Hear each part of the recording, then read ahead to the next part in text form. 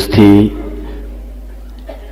પ્રમુખ સ્વામી મહારાજની આ વિશિષ્ટ સેનામાં આપણી પસંદગી થઈ છે એ દિવસથી આપણી જવાબદારી અન્ય તમામ હરિભક્તો કરતાં વધી જાય છે. બીજા લોકો જે વિચારતા હોય છે કે હવે આપણે આવી રીતે સાધના કરીશું, પણ એ વખતે આપણે આચરવાનું ચાલુ કરી દેવું પડે છે.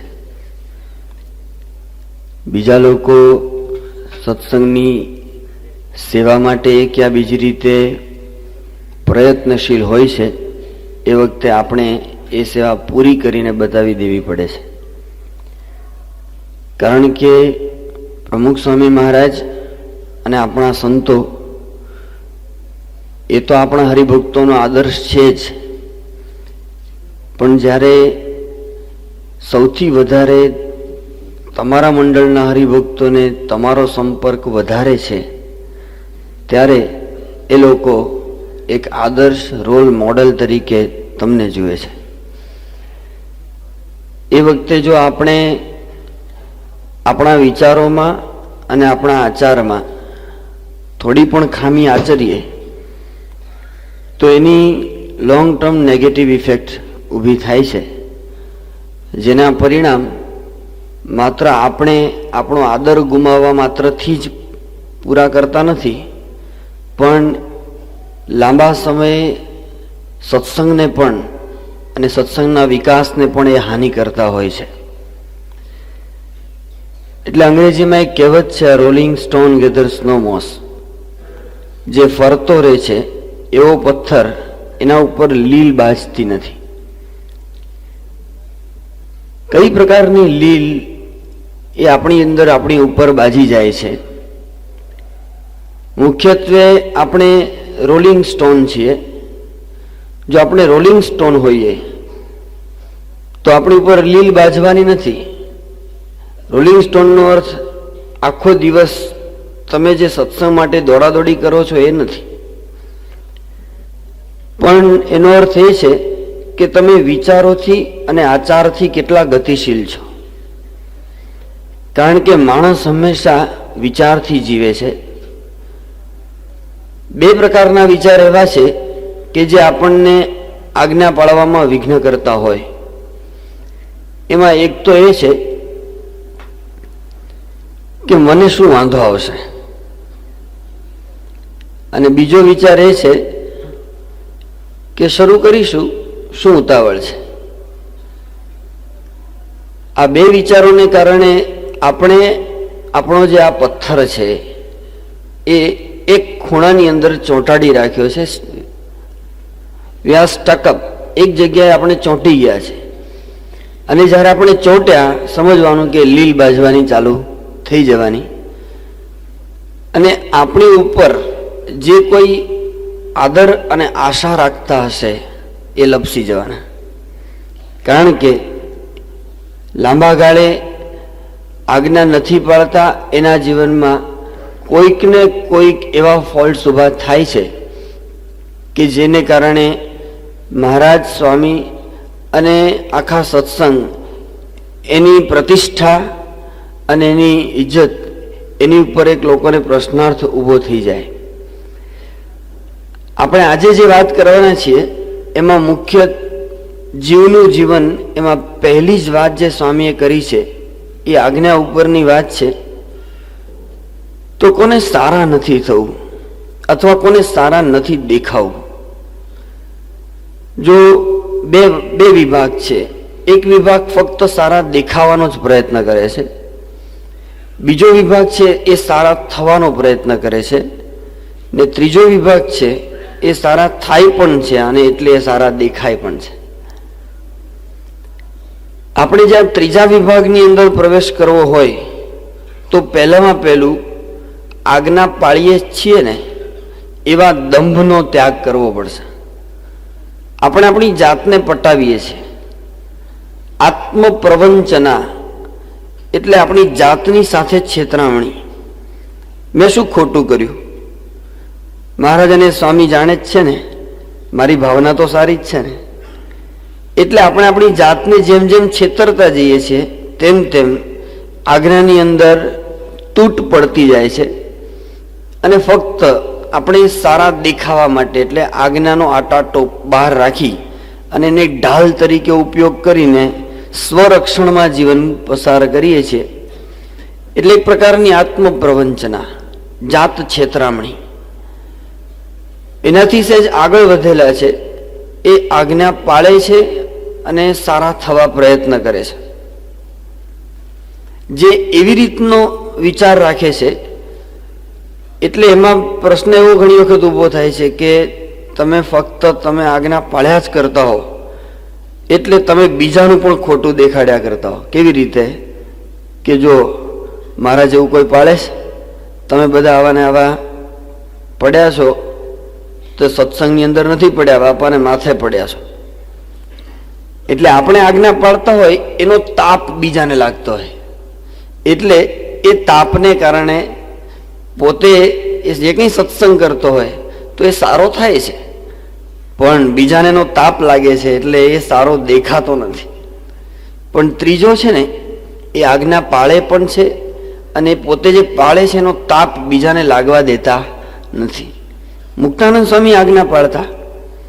જ્યારે મુક્તાનંદ સ્વામીને ખબર જ હતી કે મહારાજે એક જ સમય ખાવાની આજ્ઞા કરી છે તો નાના સંતોને ભૂખ લાગી હતી અને એ લોકોના હાથમાં રોટલા હતા અને ઊભા ઊભા ઝડપથી જમતા હતા અને સ્વામી ત્યાંથી પસાર થયા તો બીજા બધા સંતો તો ધ્રુજી ગયા, નાના સંતો હાથમાંથી રોટલા પડી ગયા. તો મુક્તાનંદ સ્વામીએ શું કર્યું? પોતે આજ્ઞા પાળતા હતા ખરા, પણ ત્યાં આગળ જઈને ઊભા રહ્યા કે મને પણ ભૂખ લાગી છે. એમને એ આજ્ઞા પાળે છે ને એનો તાપ નથી લાગવા દેતા. યોગીજી મહારાજ એમણે શાસ્ત્રીજી મહારાજને કહેલી બધી જ આજ્ઞા આજીવન પાળી છે. ત્યાં સુધી બહુ જાણીતો પ્રસંગ છે, આપણે ઝડપથી સ્પર્શ કરીને પસાર થઈએ. જ્યારે અંતિમ વિદેશ યાત્રાથી પાછા આવતા હતા, એડનમાં સખત ગરમી હતી, 50 ડિગ્રી અંદર પ્લેનની અંદર ગરમી લાગે અને એ વખતે બધા કલાક પછી પ્લેન ઉપડ્યું અને બધાએ આગ્રહ કર્યો કે સ્વામી હરિભક્તોએ ફ્રૂટ જ્યુસ આપ્યું છે, ફ્રૂટ આપ્યું છે, આ છે, આપ કંઈ અંગીકાર કરો. દવા સ્વામી આપને લેવાની છે તો પાણી છેવટે અંગીકાર કરો. અત્યંત આગ્રહ કર્યો તો જરા પાણી દવા સાથે લીધું, પણ ફ્રૂટ સ્વામી કે બધા તમે જમો પહેલાં પછી અમે જમી. બધાને ફ્રૂટ જમાડી દીધું, બધાને ફ્રૂટ જ્યુસ આપ્યું. જાતે ઘણી વખત આપવા માંડતા. બધા પત્યું પછી બધા સંતોએ આગ્રહ કર્યો. સંતોએ જમી લીધું પછી બધાએ આગ્રહ કરવા માંડ્યા કે સ્વામી તમે તો કંઈ લીધું જ નહીં. બાપા કે તમે જમો એમાં અમે આવી ગયા. 2-4 વખત આગ્રહ કર્યો. છેવટે વિવેક સાગર સ્વામીએ તો હાથ પકડીને બાપાને કીધું કે છે શું તમે કેમ લેતા નથી? એ તો બધા આમ જેને કે પોતાના લાડકા દીકરા જેવા ને આ બધા, એટલે આવો આગ્રહ કરી શકે કે કેમ તમે લેતા નથી બાપા? પછી બાપા કે 40 વર્ષ પહેલાં શાસ્ત્રી મહારાજે એવી આજ્ઞા આપી હતી કે આપણે મુસાફરીમાં કાંઈ લેવું નહીં, તો અત્યાર સુધી આજ્ઞા પળાય છે, તો ભાઈ સાહેબ હવે છેલ્લે હું કામ લો પાવડાવો છો. તો એ બધાને જમાડી દીધું એમણે, કોઈ પ્રશ્ન ઊભો ન થયો.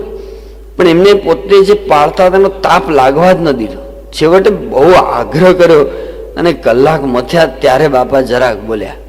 તે બોલ્યા ત્યારે આપણને ખબર પડી કે આટલી બધી એમને આ આજ્ઞા પાળવાનું ખખા છે અથવા આજ્ઞા પાળવાની ધગશ ને તાન છે, એ આપણને આવા સમયે ખબર પડે છે. એટલે એટલું તો આપણને નક્કી જ છે, અહીંયા આગળ આપણે આવ્યા એટલું તો નક્કી છે કે આપણે આજ્ઞા પાળ્યા વગર છૂટકો જ નથી.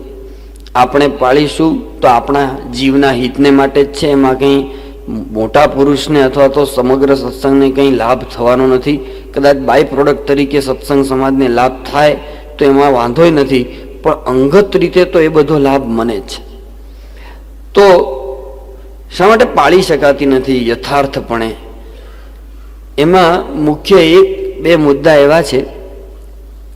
એક તો જેને સત્સંગની લાજ હોય ને તો એ આ વ્યવસ્થિત પાળી શકે. મહારાજે આ વાત અંત્યના 24ના વતનામૃતની અંદર પણ કરી છે અને આપણને પ્રેક્ટિકલ જીવનની અંદર પણ આ વસ્તુ દેખાય છે કે જે વ્યક્તિ ભગવાન અને સંતની લાજ માથે રાખે છે, ઇજ્જત અને આબરૂ માથે રાખે છે, તો એનાથી આજ્ઞા લોપાય જ નહીં.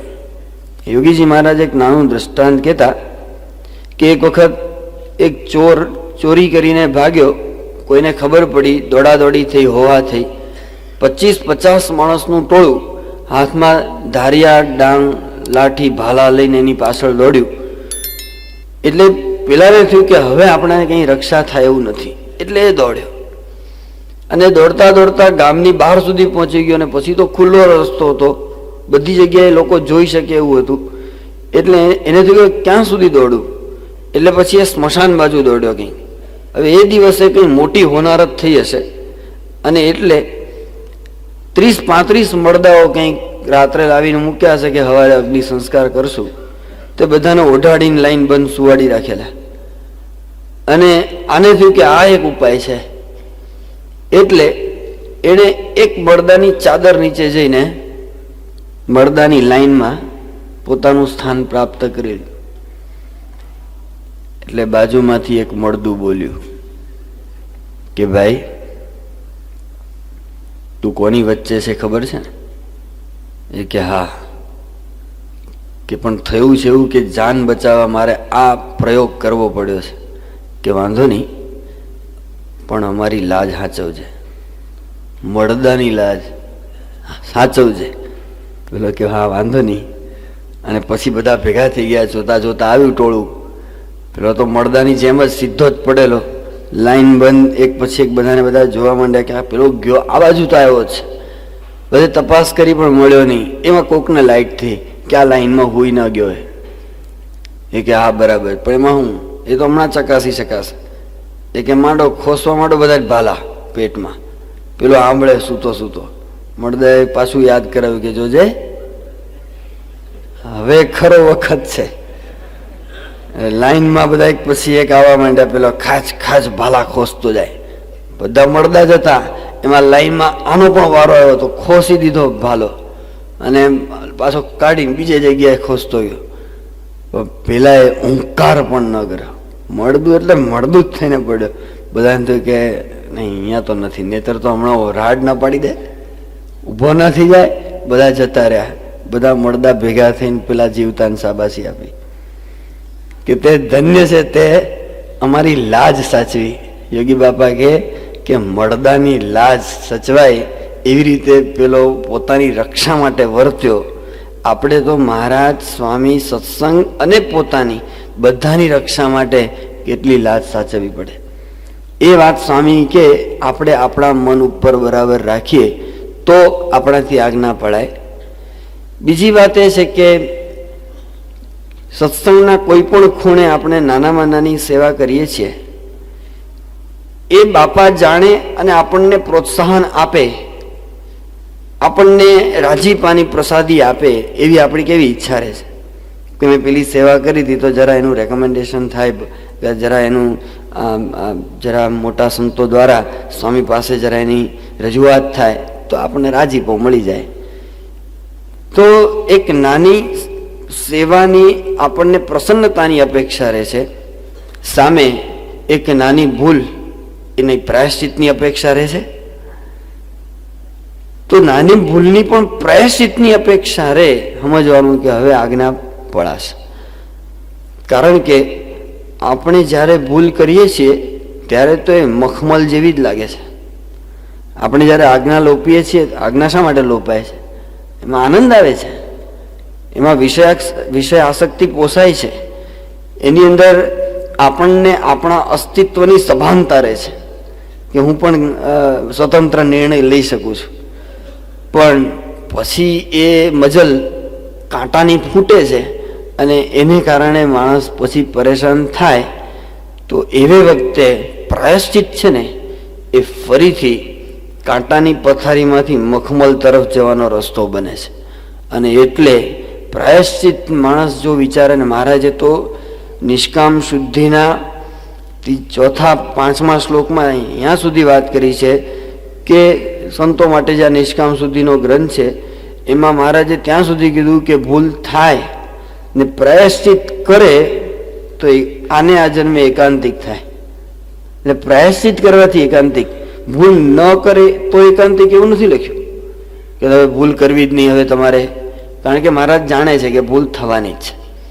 આપણી નાગડદાઈ નથી, પણ આપણી નબળાઈ છે. આપણે નથી પાડવું એવું નથી, પણ આપણે મનની અંદર એવી આપણી આંતરિક દ્રઢતા અથવા આત્મવિશ્વાસ રહેતો નથી, અથવા તો એવી લગાતાર જે સરવાણી રહેવી જોઈએ એ રહેતી નથી, એટલે આ પ્રશ્ન ઊભો થાય છે. એટલે બીજી પ્રાયશ્ચિતની ભાવના. હવે દર વખતે કે તમે ક્યાં સંતો કે વડીલ સંતો પાસે પ્રાયશ્ચિત લેવા જવાના, એટલે પછી જાતે પ્રાયશ્ચિત થોડુંક કે ચલો આ ભૂલ થઈ, 11 દંડવત કરી લઈએ, ફરી ન થાય પ્રાર્થના કરી, અથવા તો ચલો 11 પ્રદક્ષિણા ફરી લઈએ, અથવા તો ચલો આજે એક ઉપવાસ કે એકટાણું કરી દઈએ. એવું કંઈક થાય તો પણ આજ્ઞા પાળવાની ઉત્સુકતા, તત્પરતા રહે. ત્રીજી એક એવી વાત છે કે ભગવાન અને સંત જાણે છે, એવી ભાવના રહે ને તો પણ આપણી આજ્ઞા બધી પાળી શકાય. પણ મોટે ભાગે એવું છે કે જ્યારે આપણને બાપાનો આવો અનુભવ થયો ને અંતર્યામીપણાનો, ત્યારે તો કૂદકા મારે, અરે અદ્ભુત બાપા અંતર્યામી એટલે મારો સંકલ્પ પૂરો કર્યો વગેરે વગેરે. પણ પછી પાછું છે ને ધીરે ધીરે ધીરે એ પારો થર્મોમીટરમાંથી ક્યારે ઓસરી જાય છે અને ફરી પાછા એમને ક્યાં કંઈ ખબર છે એમ કરીને લાગુ પડી જઈએ છીએ. એટલે પણ આજ્ઞામાં ભંગ અથવા લોપ થયા કરે છે. અને ખરેખર તો સ્વામી અંતર્યામી છે એવા કેટલા પ્રસંગો છે, આપણી પાસે સેંકડો પ્રસંગો છે. આ તમારા વડોદરાના જગદીશભાઈ બ્રહ્મભટ્ટ અત્યારે તો અમેરિકા છે, એ 2 દીકરાઓ નાના નાના હતા, સ્કૂલમાં મૂકવાના હતા અને લાઈનમાં બાપા પાસે આવતા હતા અને પાછળ ઊભા હતા અને આગલા હરિભક્તે પ્રણામ કરીને બાપાને પૂછ્યું કે બાપા એક પ્રશ્ન છે. સવારની પૂજા પછી નોર્મલી એ વખતે તો બધાને રોજ વ્યક્તિગત દર્શન હતા, તો કે બાપા કે શું છે કે મારા બાબાને ઇંગ્લિશ મીડિયમમાં દાખલ કરવો કે ગુજરાતીમાં? તો બાપાએ પૂછ્યું તો એ શું ભણ્યા છો તમે, આમ છે તેમ છે.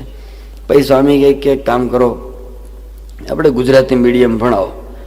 સ્વામીની વાતો વંચાય, વતનાવત વંચાય, નહીં તો અમુક તો ખબર જ નહીં પડતી ઇંગ્લિશ મીડિયમવાળાને, રસ જ પડતો નથી. બધા ઇંગ્લિશમાં ભણશે તો આપણું વાંચશે કોણ? એવા બધા સ્વામીએ બધા દલીલો કરી. પેલાને આશીર્વાદ આપે કે જાઓ છોકરો સવાર ભણશે ને ગુજરાતી મીડિયમ. પેલો કે સારું, એ વિદાય લીધી. પાછળ જ આ હતો. સ્વામી કે શું જગદીશ? બાપા તો એને ઓળખે બધાને નાનપણથી. તો કે બસ બાપા બીજું કંઈ પૂછવું છે કે ના? તો પૂછવાનું હતું, આગલું સાંભળી લીધું. મારે પણ બાબાને ક્યાં દાખલ કરવા 2 જણને, ગુજરાતી મીડિયમ કે ઇંગ્લિશ. તો હવે જાણી લીધું કે આપની રુચિ આવી છે. સ્વામી કે ના, કોણે કીધું? આપણે ઇંગ્લિશ મીડિયમમાં ભણાવવાના. કહો બાપા એવું કેમ? કે બાપા કે ના બરાબર છે, આપણે ઇંગ્લિશ મીડિયમમાં ભણાવવા આમ છે. તો 12મા ધોરણ સુધી એ છોકરાઓ અહીંયા ઇંગ્લિશ મીડિયમમાં ભણ્યા. 12 વર્ષ પછી કે 13 વર્ષ પછી એ છોકરાઓને અમેરિકા જવાનું થયું, જેની આ લોકોના કુટુંબે સ્વપ્નમાં પણ સંકલ્પ નહોતો કર્યો અમેરિકાનો. અને બંને છોકરા અમેરિકા ગયા. ઇંગ્લિશ મીડિયમ હતું, એને કારણે ત્યાંના છોકરાઓ સાથે સેટ સારી રીતે થઈ શક્યા. એટલું જ નહીં, પણ બાપાને ખબર હશે કે સેવા લેવી હશે. આજે એ લોકો કિશોર પ્રવૃત્તિના રિજિયોનલ કોર્ડિનેટર તરીકે બંને છોકરાઓ સેવા આપે છે. એ બાપાને ખબર કે આની પાસે કઈ સેવા લેવાની. આ તો એક પ્રસંગ કીધો, કેટલા પ્રસંગો. અક્ષય મુનિ સ્વામી બેઠા હતા અને બાપાને વોકિંગના કંઈક ગણીએ ચાલો. તે પેલા આટા ગણવામાં, બાપા એ વખતે અમદાવાદમાં પેલી લોનમાં બહાર વોકિંગ કરતા, તો આવીને બેઠા ગણતા હતા ને કોઈક પૂછવા આવ્યું કે આપણે ક્યારે જવાનું છે, મિટિંગના કાગળિયા ને ફલાણું ઠીકણું. તો આટા ગણવાના રહી ગયા. પછી તો લાઈન પૂરી થઈ અને બધા શું બાપાને વોકિંગ, બધા લાઈનમાં દર્શન કરતા હતા. અક્ષય મુનિ કે હું તો એક તો હાઈટ ટૂંકી છે ને, આમ બધું આમ ઓઢીને અંદર જ ગણતા હતા. આમ ખબર જ ન પડે કે અંદર શું ગણાય છે કે શું છે. તો બાપા સીધે એમની પાસે જ આવ્યા. સાહેબ કે અક્ષય મુનિ કેટલા આટા થયા? કે બાપા હવે લચો પડી ગયો, ખબર રહી નહીં ને પેલો પૂછવા આવ્યો આમ તેમ કે વાંધો નહીં 36 આટા થયા એમ કરીને જતા રહે. હવે કેટલા પ્રસંગો છે. આ યોગી સ્વરૂપ સ્વામી તમારા રાજકોટ, આ તો બધા બેઠા સામે, એટલે એ બધા ત્યાંના સ્થાનિક પ્રસંગો. યોગી સ્વરૂપ સ્વામીએ યોગી બાપા ધામમાં ગયા એ પહેલા બાપાની બીમારીમાંથી રક્ષા થાય અને સાજા થઈ જાય, આપણને લાંબા સમય દર્શન દે, એકટાણા શરૂ કર્યા. કોઈને કીધું નહોતું કે બાપાની સ્વાસ્થ્યની એને માટે. તો બાપા ધામમાં ગયા. 13મી એટેક આવ્યો. 23મી યોગી બાપા ધામમાં ગયા. તો એમને થયું કે હવે બહુ વસમું લાગેલું. બધા નાના નાના સંતો હતા અને યોગી બાપાને માટે જ સાધુ થયા હતા. એકદમ સ્વામી જોડે એવું હેત થાય નહીં અને બહુ મૂંઝાતા હતા. અને એમાં પછી એમણે નક્કી કર્યું કે હવે યોગી બાપા એ આજે છે જ પ્રમુખ સ્વામી મહારાજ દ્વારા એમનું સ્વાસ્થ્ય સારું રહે, એકટાણા ચાલુ રાખવા. બધું મનમાં જ છે આ બધું. અને થોડોક સમય પસાર થયો. બાપા તો મુંબઈથી બધે સંતોને મળતા હરિભક્તોને દર્શન દેતા ગોંડલ આવ્યા. બધા સંતોને એ ઝોનમાંથી બોલાવેલા. બધાને યોગી આશ્રમના ઉપલા માળના નાના હોલમાં વારાફરતી બધાને મળતા કે સ્વામી કે આવો યોગી સ્વરૂપ.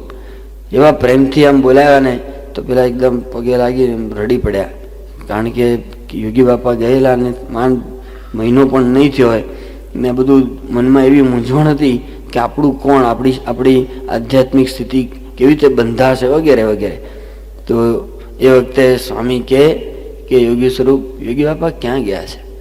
એ તો છે જ, એકટાણા કરો છો ને અમારા માટે ચાલુ રાખજો. ઓલા ઘા ખાઈ ગયા કે ખરેખર યોગીજી મહારાજને માટે જ આ શરૂ કર્યા હતા અને મેં કોઈને કીધું નથી કે મેં કન્ટિન્યુ એમના માટે ચાલુ રાખ્યા છે. તો આવા તો કેટલા પ્રસંગો છે. એના આધારે આપણને સમજાય કે ખરેખર મોટા પુરુષ એ આપણી સાથે છે અને એટલે આજ્ઞા પાળ્યા વગર છૂટકો નથી. અને છેલ્લી અને મહત્વની વાત તો હવે એ આવે છે, કઈ એવી આજ્ઞાઓ છે કે જે કાર્યકર તરીકે અનિવાર્યપણે પાળવી જરૂરી છે. કારણ કે કદાચ તમે લોકો જ આજ્ઞા ઉપર તમારા મંડળોની અંદર વધારે સારા પ્રવચનો અને વધારે સારા પ્રસંગો દ્વારા આ વસ્તુનું નિરૂપણ કરી શકતા હશો. પણ એક થોડું વિઝન આપણે જો કેળવીએ તો ખબર પડશે કે જ્યારે આપણી સંસ્થાને યુનો દ્વારા કન્સલ્ટેટિવ સ્ટેટસ મળ્યું છે, કે જ્યારે બિલ ક્લિન્ટન અને જ્યારે અબ્દુલ કલામ જેવા મહારથીઓ અથવા તો આમ જોવા જઈએ એક રાજનેતાઓની દ્રષ્ટિએ અને સમગ્ર ભારતની આધ્યાત્મિક જે વિંગ છે, આધ્યાત્મિક પાંખ છે, એના મુખ્ય વડાઓના 5-7 નામ દઈએ, એવા બધાને પણ એક આશા હિન્દુત્વના સૂર્યોદયની કોઈની પણ પાસે હોય તો એ આપણા ગુરુ છે, પ્રમુખ સ્વામી મહારાજ. થોડા સમયની પહેલાંની જ વાત છે, આઈમેક્સની આપણી જે ફિલ્મ તૈયાર થાય છે મિસ્ટિક ઇન્ડિયા, એનું ટ્રેલર 3 મિનિટનું એ હવે તો ઇન્ટરનેટ ઉપર પણ આપણે mysticindia.com નામથી મૂક્યું છે. જ્યારે એની વાત કેરાલાનું, જેમ આપણે ગુજરાતમાં બાપાનું નામ કેવું છે, કોઈ બાળક પણ ન જાણતો હોય એવું નથી, એવી રીતે કેરાલામાં હિન્દુત્વ માટે સૌથી વધારે જો કોઈ કામ કરતું હોય તો માં અમૃત આનંદમયી છે. અને ત્યાં આગળ ક્રિશ્ચનોનો જબરજસ્ત પ્રભાવ અથવા દબાવ છે. અને એની અંદર આ એક હિન્દુત્વના નામને કે કામને ટકાવી રાખવું એને માટે ઘણી સામાજિક પ્રવૃત્તિઓ અને કરોડો રૂપિયાનો ખર્ચ કરવો પડે છે. એ પણ કંઈ નાનું ઇન્સ્ટિટ્યુશન નથી. અને હમણાં એ લોકો લગભગ મહિના પહેલાં પોતાના 200 જેટલા ચુનંદા કાર્યકર્તાઓને બોલાવી એક મોટા થિયેટરની અંદર આઈમેક્સની આપણી ફિલ્મનું ટ્રેલર 3 વાર બતાવ્યું. અને એ વખતે આમાં આનંદમયી હાજર હતા, અમૃત આનંદમયી. અને એમણે પોતાના કાર્યકર્તાઓને કીધું કે હવે પછીનો હિન્દુત્વનો સૂર્યોદય જો કોઈ કરી શકે તેમ હોય અને આપણી દરેકની આશા જેની સામે ટકી શકે તેમ હોય તો એ આ BAPS છે, પ્રમુખ સ્વામી મહારાજ છે. એ લોકોના મનની અંદર પણ આ છે. સાઉથ સુધી, આ બાજુ ઉત્તર પ્રદેશ સુધી, હવે કલકત્તામાં થાણું નંખાયું છે તો એ બાજુ, અને જ્યારે આ બાજુ ગાંધીનગર 32 લાખ લોકો એ પ્રતિ વર્ષ મહારાજના દર્શન કરવા માટે, એમનો સંદેશ મેળવવા માટે આવે છે. તો આપણી જવાબદારી એક એમના પ્રતિનિધિ તરીકે બહુ વધી જાય છે. અને એટલે આપણી જે હવેની કાર્યપદ્ધતિ છે ને, એ કાર્યપદ્ધતિમાં પણ થોડો ફેરફાર કરવો જરૂરી છે. અથવા આપણી અભ્યાસ કરવાની, સત્સંગની વાતને ડિલિવર કરવાની પદ્ધતિમાં પણ થોડો ફેરફાર કરવાની જરૂર છે. એમાં થોડું પ્રોફેશનલિઝમ હવે આવશ્યક છે. આપણા કાર્યકર્તાઓની અંદર એફિશિયન્સી નથી એવું નથી, એની અંદર ભાવના છે, પણ એમાં પોઝિટિવ પ્રોડક્ટિવિટી જે બહારના સમાજને પણ સ્પર્શે એવી રીતની દેખાતી નથી. ચલો તમે એટલો વિચાર કરો કે તમારા બધાના શહેરની અંદરથી કોઈ લાયન્સ ક્લબ કે રોટરી ક્લબ કે એવી એક સામાજિક સંસ્થાની અંદર સંતો વગર તમારે તમારી રીતે સંસ્થાની એક્ટિવિટીનું પ્રવચન દ્વારા અને આવા કોઈ મીડિયા દ્વારા પ્રોજેક્શન કરવાનું છે, તો તમારા વિસ્તારમાંથી તમે 5 એવા કયા કાર્યકર્તાઓને મોકલી શકશો કે જે છવાઈ જાય, 100 ઇન્ટેલિજન્ટ માણસોની વચ્ચે છવાઈ જાય એવા માણસો છે આપણી પાસે? તો આ કોણ કરવાનું છે? આપણી પાસે અત્યારે હરીફરીને 5-10 મોટા કાર્યકર્તાઓ છે કે જે કાર્યકર્તાઓને આપણે અત્યારે જર્મની કે જીનીવા કે જ્યારે મોટી કોન્ફરન્સ હોય છે ભક્તિની કે તત્વજ્ઞાનની કે એવા પરિસંવાદમાં આપણે મોકલવા હોય તો એ 2-3 જણા છે, આમ તો એક જ છે. તો હું એમ નથી કહેતો કે આપણે બધાએ પરદેશ જ જવાનું થશે, પણ આપણે આપણા શહેરની અંદર એટલીસ્ટ આપણા પોતાના વિસ્તારની અંદર 5-50 મોટા માણસોને કન્વિન્સ કરવા હોય તો આપણી પોતાની પાસે એવું પોટેન્શિયલ છે. જાપાનની અંદર તો એવું કહેવાય છે, આપણે તો સાંભળ્યું છે, આ વાત વાંચ્યું પણ છે, બાકી ખબર નથી, પણ એ વાત સાચી હશે એવું આપણને જણાય છે કે પ્રાથમિક શાળાનો ત્યાંનો એક શિક્ષક એ આપણા ભારતના એક કલેક્ટર જેટલું ભણેલો હોય છે. એટલે અહીંયાનો કલેક્ટર એ ત્યાંની પ્રાથમિક શાળાનો શિક્ષક છે.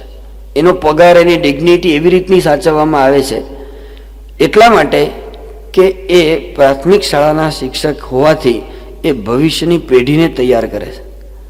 તો એની પાસે કોઈ વિઝન નહીં હોય, એની પાસે પોતાની પાસે કોઈ એવી આગવી પ્રતિભા નહીં હોય, અથવા તો એ પોતે જે સિદ્ધાંતને વરેલો છે કે જાપાનના કે જે કંઈ એમ આપણે આપણા સિદ્ધાંતને વરેલા છીએ, તો આપણે કન્વિન્સ નહીં હોઈએ, આપણે જ અંદરથી એની માટે સજાગ અથવા અભ્યાસુ નહીં હોઈએ તો બહારનો અભ્યાસ કરવાનો છે. બહારનો માણસ આવીને વચનામૃત સ્વામીની વાતો અથવા સ્વામિનારાયણ પ્રકાશમાં આવતી આપણી અનેકવિધ પ્રવૃત્તિઓથી વાકેફ એ રહેવાનો, બહારની માણસ રહેવાનો. તો એ વાત આપણે કરવાની જરૂર છે કે થોડોક વ્યવસ્થિત અભ્યાસ આપણા સંપ્રદાયનો, અને પછી ખાલી અભ્યાસ નહીં, અભ્યાસ તો તમે કરો છો કારણ કે આ ગોષ્ઠી થાય છે ને આ બધું તમે કેટલા પ્રોજેક્ટ તમને આપવામાં, અભ્યાસ તો કરો છો, પણ એને ડિલિવર કરવા માટેના જે તમને તક મળે છે એ તકનો પૂરો ફાયદો નથી ઉઠાવી શકતા, અથવા તો એ ડિલિવર કરવા માટે જે રીતની ટેકનિક્સ અપનાવવી જોઈએ અને તમે તો એ આપણને થોડી તકલીફ પડે છે.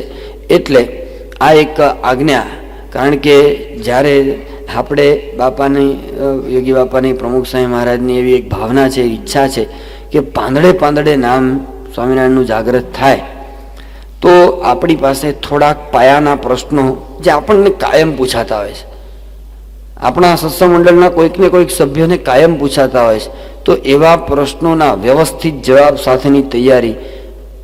આપણે છગનભાઈ રામાણીની વાત, તમારે ત્યાં હતા, અત્યારે ત્યાં જ છે, રાજકોટ છે, એ બેંકના ઓફિસર તરીકે કચ્છના એક ગામડામાં મુકાયેલા, અને ત્યાં તો જૂના મંદિરના બધા પૂજા ત્યાં જ કરવા મંદિરમાં ભેગા થાય, ત્યાં પૂજા રોજ કરવા જાય. તો આમની પૂજા તો આપણી પરંપરાની, એટલે જૂના મંદિરવાળા બધા ભેગા થઈને પૂછે, ભાઈ આમ પૂછે, બીજો દબાવ તો નાખી, મોટો ઓફિસર એટલે શું કરે બેંકમાં, એટલે પછી અંદર અંદર ચર્ચા થઈ, ભુજ મંદિરને ખબર પડી, સંતોએ વાત કરી કે આ તો કેવી રીતે ચાલે, આપણા મંદિરમાં મંડિયા પૂજા કરે છે, પૂછો એને. એટલે પૂછપરછ કરી, એ પેલા એક જણે કીધું કે સાહેબ આપણે આ પૂજા છે કે મને ખબર છે તમારા મનમાં શું ચાલે છે, હવે હું તમને એકલાને જવાબ આપું તો બીજાને પ્રશ્ન ઊભો થવાના, હવે કેટલાકને મારે જવાબ રોજ આપવા. એક કામ કરો, એક આયોજન કરો, રવિવારે સાંજે ભેગા થાવ બધા અને બધાને બોલાવી લો, એક સાથે બધાને જવાબ આપી દઈએ. પેલો કે સારું. તો એ વાતની ભૂજ ખબર પડી, તો 2 મેટાડોર લઈને 20 સાધુ આવી ગયા, અને બધા 50 હરિભક્તો ખરા જ, હવે 20 સંતો અને હા આટલા હરિભક્તો. ખાલી તમે અત્યારે વિચાર કરો કે અમે 20 સંતો બેઠા હોય, તમે એકલા હો અને બાકીના બધા વિરોધમાં હોય તમારા, અને જવાબો આપવાના હોય, તો તકલીફ પડે કે નહીં, વિચાર થઈ જાય કે શું થાય. પણ શાંતિથી મહારાજને બાપાને સંભાળીને પ્રશ્નોના કોઈ ઉચ્ચાટ વગર કે કોઈ વિરોધ વગર કે કોઈ તલવારબાજી કર્યા વગર, કારણ કે પછી છે ને દલીલમાં ઉતરીએ ત્યારે બાયો ચડાવીએ, એ ખોટું છે. એટલે શાંતિથી વ્યવસ્થિત જવાબો, વતનામૃત સ્વામીની વાતો, ગ્રંથો, ઇતિહાસ, પ્રસંગો એના આધારે વ્યવસ્થિત જવાબ આપ્યા. 1.5 કલાક સુધી ચર્ચા ચાલી. છેલ્લે પાછી ગોષ્ઠીમાં અડધો કલાક કાઢ્યો. બધા સંતોએ હાથ જોડ્યા, પ્રણામ કર્યા બધાએ, અને એમ કીધું કે છગનભાઈ, આજ સુધી વતનામૃતના આવા રહસ્યોની વાત અમે સાંભળી નથી. પ્રમુખ સ્વામીએ તમને જે તૈયાર કર્યા છે, ધન્યવાદ છે. તમે તમારી રીતે સાચા છો, પૂજા ચાલુ રાખજો. આવી રીતે પેલા એ લોકો કન્વિન્સ એને કરી શક્યા, તો આ એક બહુ મોટી આપણી સેવા થાય છે. જરા અભ્યાસ કરીને આપણે વ્યવસ્થિત જે પ્રેઝન્ટ કરીએ, બહુ જ મોટી સેવા છે. બીજી એક એવી આજ્ઞા છે જે આપણે કાર્યકર્તાઓને એકદમ અનુરૂપ છે, અને મોટા પુરુષ પણ આપણી પાસે અપેક્ષા રાખે છે, આજ્ઞા કરે છે ઘણીવાર, કે આપણા મંડળમાં સુરત ભાવ રહે. આપણા મંડળમાં સુરત ભાવ રહે. એના મૂળમાં બીજા હરિભક્તો હશે જ, કારણ કે એ લોકોનો પણ રોલ છે, પણ મોટા ભાગે એ રોલ આપણો બની જાય છે, કારણ કે જવાબદાર તરીકે તો આપણે જ છીએ. તમે છટકી તો શકો જ નહીં એની જવાબદારીમાંથી. એટલે આ એક વિચાર પણ જો થાય કે એ સુરત ભાવ, એમાં મોટામાં મોટી વાત શું છે.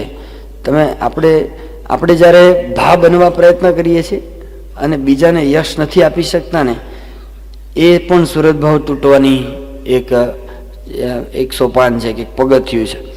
અને બીજું શું છે કે કોઈ પણ કાર્યકર્તાઓને પ્રોત્સાહનનો અભાવ થઈ જાય ને, એને કોઈ મોટિવેશન ન મળે ને, ત્યારે પણ સુરત ભાવ તૂટે છે. અને ત્રીજી વાત શું છે, વાણીનો અવિવેક, એ પણ સુરત ભાવ તોડે છે. એટલે એક લીડર તરીકે આપણે એવા પ્રકારનું કંઈક ન બોલી નાખીએ કે જેના દ્વારા એના વિપરીત તરંગો ફેલાય અને આખા મંડળની અંદર ખળભળાટ શરૂ થાય. કારણ કે કોક ને કોક જગ્યાએ આવું બધું ચાલતું હોય છે, દરેક મંડળમાં નહીં, પણ ક્યાંક જ્યાં ચાલતું હોય તો એને વિચાર કરવો જોઈએ. કારણ કે મોટા પુરુષના જીવનમાં તો આપણને આ બધું જ દેખાય છે. સાવ નાની વાત હોય તો પ્રોત્સાહન કેવું આપે છે, જબરજસ્ત પ્રોત્સાહન આપે. હમણાં ત્યાં સ્વામી લંડન હતા 96માં, તો પ્રબુદ્ધ મુનિ સ્વામી પેલી પૂરણપોળી બનાવીને લઈ આવ્યા. તો સ્વામી એ બધા થોડા સંતો ને હરિભક્તો બેઠા હતા કાર્યકર્તાઓ, અને બાપાએ આમ પૂરણપોળીનો ટુકડો ઊંચો કર્યો. સ્વામી બધાને બતાવ્યો. પેલા પ્રબુદ્ધ સ્વામી ત્યાં જ હતા. સ્વામી કે મેડ ઇન પ્રબુદ્ધ. હવે એ તો આમ વાક્યની દ્રષ્ટિએ તો ખોટું છે ને, પણ જે પ્રેમથી સ્વામી બોલ્યા ને તો બધા તાળીઓ પાડી. પછી સ્વામી બધાને કે બધાને આપો આમ તેમ. સ્વામી કે આમાં પ્રબુદ્ધ મુનિ એવી સરસ પૂરણપોળી બનાવે છે. તો બધાએ પૂછ્યું, સ્વામી શાસ્ત્રી મહારાજ બનાવતા એવી? કે હા સ્વામી, કે એવી બધી આ બનાવે છે. ઠાકોરજીની ભક્તિ હોય એટલે શાસ્ત્રી મહારાજના આશીર્વાદ ભળે ને, એમ સ્વામી. હવે એ જ્યારે બનાવે ને પૂરણપોળી, ત્યારે યાદ આવશે કે નહીં, મેડ ઇન પ્રબુદ્ધ. જ્યારે બનાવશે, જ્યારે ખાશે, જ્યારે ખવડાવશે, દરેક થાળમાં ધરશે, બીજી જગ્યાએ જોશે તો યાદ આવશે. તો કેવું નાની વસ્તુ. યોગી બાપા એક સંત રોટલા બનાવતા હતા, તો પાછળ આવીને ઊભા યોગી બાપા, પેલાને ખબર નહીં, તો શીખતા હતા હજુ તો. અને એમ કરીને પછી આમ રોટલો આમ નાખ્યો ને અમુક વાર પછી, તો ફૂલ્યો, આમ દડા. એ ફૂલ્યો ને તો યોગી બાપા એમ બોલી ગયા, પાછળ ઊભા હતા, હા દડા જેવો ફૂલ્યો. પેલા ઊભા થઈ ગયા, બાપા તમે? પછી પગે લાગ્યા. અમે કે દંડોત કરવા જેવા છે. એટલે કોકે પૂછ્યું, બાપા રોટલા ને? ના ગુરુ, આ સાધુ ને આવા રોટલા બનાવ્યા. આપણે હવે એમાં શું રોટલા બનાવ્યા? આપણે ધારો કે હોઈએ આ જગ્યાએ, હારું બનાવજો લ્યા, અમે તો 300 ને ખવડાવતા, રોજ સવારના 3 વાગે ઉઠી જતા, આમ છે. એટલે એ બધી આપણી રીત બધી આવી તંત્ર થઈ જાય છે. એટલે આ પણ એક વાત, જે પ્રોત્સાહન કાર્યકર્તાઓ વચ્ચે જે સુરત ભાવ, ભૂલથી પણ આપણાથી એક એઝ અ લીડર આપણાથી તો કોઈનું પણ વાંકું બોલાય જ નહીં. જો તમે અહીંયા કોકની પાસે કોકનો અભિપ્રાય આપો ને, ઇમિજિએટ એ બીજાને જવાનો છે, ઇમિજિએટ બહાર નીકળીને તરત, અને એ બીજાને જશે ને એટલે એ ત્રીજે જવાનો છે. અને પછી ખબર કે પેલા મારા વિશે આવું બોલ્યા હતા, એ ખળભળાટ ચાલુ. બોસ્ટનમાં રાત્રે કેટલાક હરિભક્તોએ એક જણ વિશે ફરિયાદ કરી કે બાપા આવું છે ને પેલો આવું કરે છે તેવું કરે. એટલે બાપાને ખબર કે આ છરા એવું છે તો ખરો જ. એટલે સ્વામી કે સારું તો હું જરા સવારે વાત કરીશ. પછી સવાર પડી, બાપા પૂજામાં બધા હતા જ, મુખ્ય બધા 15-20 જણા હતા. પછી બાપા ઊભા થયા કે તરત એક કાર્યકર આવ્યો કે બાપા મારે આ ડાયરીમાં આશીર્વાદ લખી આપો. તો એ જ હતો એ જેને વિશે ગઈકાલે રાત્રે બધે ત્યાં આગળ સ્વામી પાસે રજૂઆત થઈ, એ જ હતો એ. તો સ્વામીએ એને બોલાવ્યો. સ્વામી કે લાવો એટલે પ્રેમથી આમ, નહીતર આપણે ગઈકાલે ફરિયાદ થઈ હોય આપણી પાસે આવી હોય તો આજે સવારથી ચાલુ પડી હોય ને, તું જ હતો ને એમ શરૂ થઈ જાય. એટલે બાપાને તો પેલું લીધું, પછી પ્રેમથી લખવાનું ચાલુ કર્યું, પૂરું થયું. પછી મને જિજ્ઞાસા, કારણ કે મને ખબર કે ગઈકાલે જે રજૂઆતમાં હું ત્યાં જ હતો અને સવારે સ્વામી હું લખી આપ્યું હશે. એટલે પછી મેં કીધું હું તમારા બાપાએ ડાયરીમાં લખી આપ્યું. તો સ્વામીએ લખેલું, સ્વામી કે વાણીમાં વિવેક રાખવો, આપણે જેમ તેમ બધા જોડે બોલીએ, સ્વામી કે બધાના અભાવ ગુણ આવે એવું આપણે વર્તન ન રાખવું. સ્વામી ખાસ તો એ લખેલું કે પરસ્પરનો કુસંપ એ સત્સંગનો આતંકવાદ છે, એવું લખ્યું. કુસંપ એ આતંકવાદ છે, એ વાક્ય બીજું પણ લખ્યું હતું, પણ આ વાક્ય સ્વામીએ લખ્યું. પછી નીચે પોતાની સહી કરી. પછી સ્વામી એને કંઈક વાત કરતા હતા, થોડી ખાનગીમાં દૂર વાત કરતા હતા, પણ એ જ વાત હતી. પણ જો મોટા પુરુષને આ નથી ગમતું, એટલે એક મોટામાં મોટી આપણી જો આજ્ઞા પાળવાની થાય તો એક આજ્ઞા એ પણ એક જબરજસ્ત એ આપણે માટે છે કે જેના દ્વારા આપણે સત્સંગના સંપની મોટામાં મોટી સેવા એ આપણે કરી શકીએ. બીજી બાજુ તમે જુઓ કે કાર્યનો યશ એ પણ વહેંચતા શીખવો પડતો હોય છે. કારણ કે તમે જે સેવા પ્રવૃત્તિ કરો છો એ તો સ્વાભાવિક છે કે તમારા મોટા મોટા મંડળો છે, તો તમે એકલા હાથે તો પહોંચી શકવાના જ નથી. અમે સંતો પણ પહોંચી વળતા નથી ને. અમે ગમે એટલો સમય કાઢવા પ્રયત્ન કરીએ ને તો પણ જે સંતો ખાસ કરીને ગ્રામ્ય ક્ષેત્રોમાં ફરે છે એ લોકો તો 100 ઉપરના ગામ હોય, 100 ગામ હોય, રોજ એક ગામ ફરે ને 2 દિવસ રાખીને તો 200 દિવસે એક ગામનો વારો આવે. હવે આવી રીતે બિચારા હરિભક્તોને ક્યારે એને પુષ્ટિ મળવાની આ તે, એટલે પહોંચી તો વળવાના જ નથી. તો પણ કામ તો ચાલે છે. તો કોણ કરે છે આ? જ્યારે તમે એક નાનો ખીચડી ઉત્સવ લઈને બેઠા છો કે એક અન્નકૂટનું આયોજન લઈને બેઠા છો, આ 400-500 ઘર છે, તમારે બધું આ, તો કોણ તમારા હાથ પગ છે? તો કાર્યકર્તાઓ છે. તો જ્યારે સમૂહમાં મિટિંગ થાય, બોલાવાના થાય, બધાને પ્રોત્સાહન અને બધાની વચ્ચે કાર્યનો યશ એ વહેંચવાની આપણી તૈયારી, આ મેનેજમેન્ટની પણ એક પદ્ધતિ છે. એટલું જ નહીં, પણ એ અંતરની ભાવના પણ છે. ખાલી એક મેનેજમેન્ટને લઈને નથી બેઠા ને આપણે તો એક આત્મીય સત્સંગનો ભાગ લઈને બેઠા છીએ. અને એટલે આ એક વસ્તુ પણ બહુ જરૂરી છે કે કાર્યનો યશ. તમે જુઓ, જ્યારે 1981માં અમે બધા પાર્ષદમાં હતા અને ખાસ કરીને બાપાએ એ વખતે પાર્ષદમાં અમે તો સાધકમાં હતા, દીક્ષા પણ લેવાની હતી, અને બાપાએ એ વખતે ઉત્સવ થયો ત્યારે ભારત સાધુ સમાજનું અધિવેશન પહેલું જ, આપણે પણ પહેલો જ પ્રયોગ હતો અને એ ત્યાં આગળ બોલાવેલું. અને લગભગ હજારો બધા સંન્યાસીઓ જાતના બધા ભેગા થયેલા. અને એમાં એ બધાના મુખ્ય સેવક તરીકે જે ટીમ લઈને મૂકેલા એમાં મુખ્ય ચિન્મય સ્વામી હતા. તો સ્વામી ચિન્મય સ્વામીને જાણે કે આ ઉતાવળિયા છે, એટલે સ્વામી એમને કીધું હતું કે જો આ મહાત્માઓની સેવા છે એટલે એને જ્યારે જે જોઈએ અને જેવી સેવા એની કરવાની, બધી પરફેક્ટ સેવા કરવાની. સ્વામી કે ઊંચો સાદ ન થઈ જાય, ધ્યાન રાખવું, આમ તેમ બધું. અને પછી ચિન્મય સ્વામીએ પાર પાડ્યું. એ આખો પ્રોજેક્ટ પાર પાડો એ તો એમની પાસે અનુભવ સાંભળવા જેવા. ઘીની તપેલી આપી આવે ને, ચોખ્ખું ઘી જ આપવાનું પાછું, સ્વયં પાકી હોય એટલે. ઘીની તપેલી આપો ને તેના ચેલા લઈ જાય, પછી ફરી માગે કે અભી 1 કિલો ઘી ભીજવા દેના. लोग अभी तो दिया था ना, वो तो हमारे चेले ले गए, दूसरा लाओ. મગજ જાય કે નહીં કે ક્યાંથી કાઢવું આટલું બધું ઘી બધે ઠેર ઠેર તમારા કેમ્પે ઘી ક્યાં રોજ, એવું તો રોજનું હતું.